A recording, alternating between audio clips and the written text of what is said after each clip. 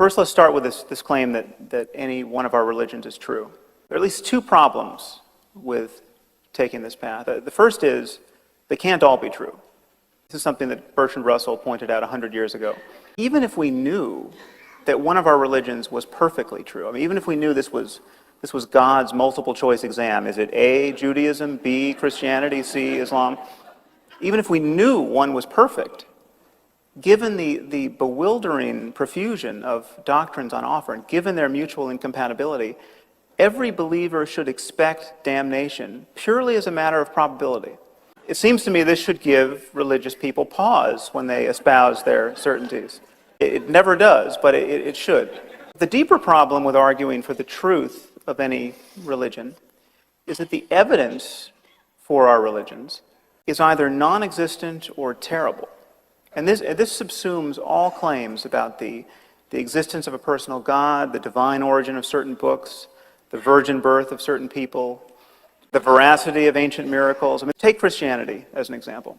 Christianity is founded on the claim that the gospel account of the miracles of Jesus is true. There are certain Christians that may want to hedge their bet here, but most Christians, most of the time, take some complement of these miracles as true. And most important, it seems to be the resurrection. Now, the problem with this is that the only thing that testifies to these miracles ever having occurred is the gospel. There's no extra-biblical description of these events. Everyone agrees that the Gospels were written decades after the events they report, the earliest Gospels. The problem is that even if the evidence were much better than that, even if we had hundreds of contemporaneous eyewitness accounts of these miracles, that would still not be good enough evidence to cash out the claims of Christianity. Why not? Well, the problem is that in the 21st century, reports of miracles are still quite common. I have met literally hundreds of Western-educated men and women who think that their favorite Hindu or Buddhist guru has magic powers. The reports of miracles are quite current. There are Hindu yogis and mystics who reportedly walk on water and raise the dead and fly without the aid of technology and read minds and divine the future.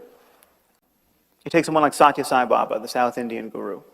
All of these miracles are attributed to him. He even claims to have been born of a virgin, which incidentally is not such a rare claim in the history of religion or in history generally. Genghis Khan was supposedly born of a virgin. Alexander the Great was born of a virgin. Consider this. Satya Sai Baba has these miracles attributed to him by literally thousands upon thousands of living eyewitnesses. He is not the David Koresh of Hinduism. His devotees threw a birthday party for him a few years ago, and 1 million people showed up. There are millions of people who believe he is a living God.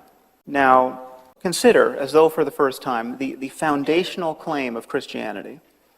The claim is that miracle stories of a sort that surround a person like Satya Sai Baba today, and which are compelling to no one apart from his devotees, suddenly become especially credible if you place them in the pre-scientific religious context of the first century Roman Empire, decades after their supposed occurrence.